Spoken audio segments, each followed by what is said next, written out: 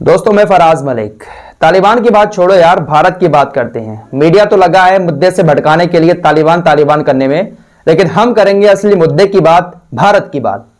पिछले दो रिपोर्टों में हमने महंगाई पर चर्चा की थी, आज भी हम महंगाई पर चर्चा करेंगे। लेकिन यह खबर ऐसी है जिस तरफ शायद आप लोगों का ध्यान ही नहीं जाता। पेट्रोल, डीजल, गैस की तरफ तो आप सभी का ध्यान है कि इसके रेट बढ़ गए हैं, लेकिन पिछले एक साल में टेलीकॉम कंपनियों ने आपकी जेब पर जो डाका डाला है, इस तरफ शायद आप लोगों का ध्यान ही नहीं जाता। 10-20 रुपए अगर किसी की जेब से जाते हैं, गरीब इंसान की जेब से, तो उसके लिए बहुत बड़ी बात हो जाती है। आज सोशल मीडिया पर हमारे देश की आम जनता ने इन टेलीकॉम कंपनियों के खिलाफ हैशटैग चलाया, एक कैंपेन चलाया। सुबह से शाम हो गई है और यह कैंपेन अभी भी टॉप पर चल रहा है। हैशटैग टॉप पर ट्रेंड कर रहा है, इस पर चर्चा करेंगे। लेकिन पहले आप लोगों के सामने छोटी छोटी अपडेट जो अभी अभी आई हैं वो रखना चाहते हैं। उत्तर प्रदेश के अंदर अब लॉकडाउन को खत्म कर दिया है योगी आदित्यनाथ की सरकार ने। पिछले हफ्ते कहा था कि अब सिर्फ संडे का लॉकडाउन लगेगा, सैटरडे का लॉकडाउन खत्म कर दिया जाएगा, लेकिन अभी अभी खबर यह आई है कि अब संडे का लॉकडाउन भी खत्म कर दिया है। यानी अब पूरे हफ्ते आप दुकानें खोल सकते हैं। अब सरकार की तरफ से कोई भी लॉकडाउन नहीं है।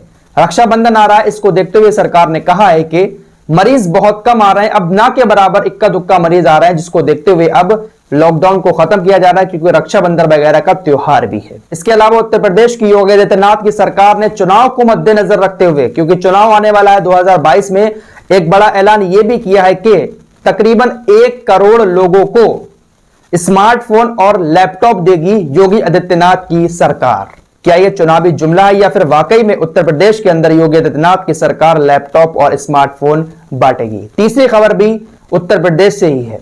उत्तर प्रदेश की सरकार ने स्कूल खोलने का ऐलान कर दिया है, लेकिन एक खबर यह भी आ रही है कि जो उप मुख्यमंत्री हैं उत्तर प्रदेश के, उन्होंने कहा है कि स्कूल तो खुल रहे हैं लेकिन बहुत जल्द बंद भी हो सकते हैं।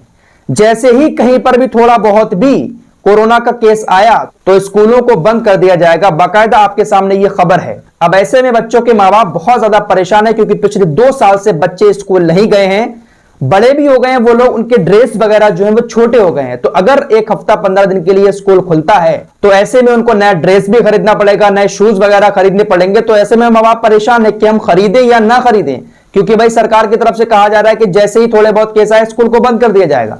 तो मां बाप को यह डर लगा हुआ है कि हम इतना खर्चा भी कर दें, उसके बाद भी जो है सरकार 15-20 दिन स्कूल खोल के फिर से बंद कर देगी, तो इसमें फायदा क्या, बेवजह इतने पैसे फेंके। तो ऐसे में लोग परेशान भी हैं। तो यहां पर सरकार को थोड़ा सा स्पष्ट रूप से जवाब देना पड़ेगा, क्योंकि तीसरी लहर आने की जो बात कही जा रही है इसमें यही कहा जा रहा है कि इसका असर बच्चों पर हो सकता है ज्यादा देखने को मिले। तो भाई स्कूल खोलेंगे और 10-15 दिन बाद बंद हो जाए तो ऐसे में पेरेंट्स को तो मुश्किल का सामना करना पड़ेगा ही। फिलहाल अब बात करते हैं एयरटेल और जियो की। दोस्तों आज सुबह से लेकर शाम हो गई है और ट्विटर पर एक हैशटैग ट्रेंड हो रहा है, एयरटेल जियो लूट बंद करो। और ये हमारे देश की आम जनता की तरफ से चलाया जा रहा है, क्योंकि इस वक्त एयरटेल हुआ, जियो हुआ, वोडाफोन हुआ, आइडिया हुआ, जो भी कंपनियां हैं, इन्होंने अपने रेट इतने ज्यादा बढ़ा दिए हैं कि पैसा पूरा ले रहे हैं, लेकिन इनके नेटवर्क बहुत ही ज्यादा बेकार हैं। इसी बात से नाराज होकर हमारे देश की आम जनता ने ट्विटर पर हैशटैग ट्रेंड कराया, एयरटेल जियो लूट बंद करो। अब ये लूट कैसे कर रहे हैं जरा ध्यान से सुनिएगा। पैसा तो ये कंपनियां हमसे 4G का ले रही हैं, लेकिन स्पीड इनकी कैसी आ रही है, 2G से भी ज्यादा बेकार। मैं अपना पर्सनल एक्सपीरियंस बता रहा हूं।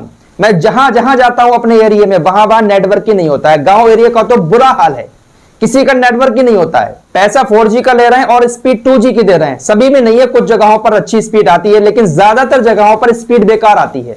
दूसरी चीज, दुनिया में हर जगह पर कोई भी कंपनी हो, कोई भी देश हो, महीना जो होता है वो 30 या 31 दिन का होता है, लेकिन टेलीकॉम कंपनियों ने अपना महीना 28 दिन का कर रखा है। आखिर इनका महीना 28 दिन का क्यों होता है?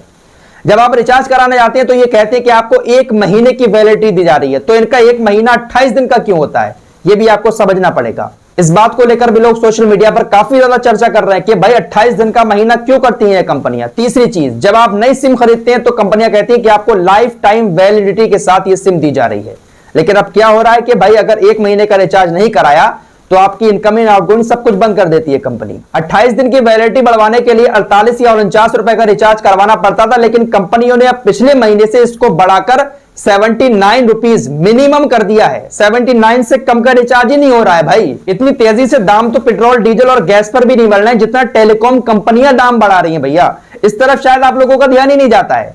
क्योंकि इस चीज की आपको ऐसी लत लग चुकी है कि भाई आपको रिचार्ज कराना ही कराना है। पहले 6 महीना फ्री दिया, फिर 199, फिर 299, 399। आज हालत यह है कि 600-799 रुपए तक का रिचार्ज कंपनियां देने लगी हैं और आप लोग बड़े आराम से करवा भी रहे हैं और आपका शायद इस तरफ ध्यान भी नहीं है। चलिए कोई नहीं, हम पैसा दे रहे हैं लेकिन हमें सर्विस तो अच्छी मिलनी चाहिए। सर्विस इतनी ज्यादा बेकार आती है कि भाई कभी कभी इतना ज्यादा गुस्सा आने लगता है कि क्या किया जाए। तो इसी को लेकर आज लोगों ने सोशल मीडिया पर हैशटैग ट्रेंड कराया, एयरटेल जियो लूट बंद करो। अगर आप भी चाहते हैं कि इन कंपनियों को मुंह तोड़ जवाब दिया जाए तो आप भी इस हैशटैग को आगे बढ़ा सकते हैं और कंपनियों को दिखा सकते हैं कि भाई अगर आप हमें खुश नहीं रखोगे ना तो हम आपका इसी तरीके से बुरा हाल करेंगे।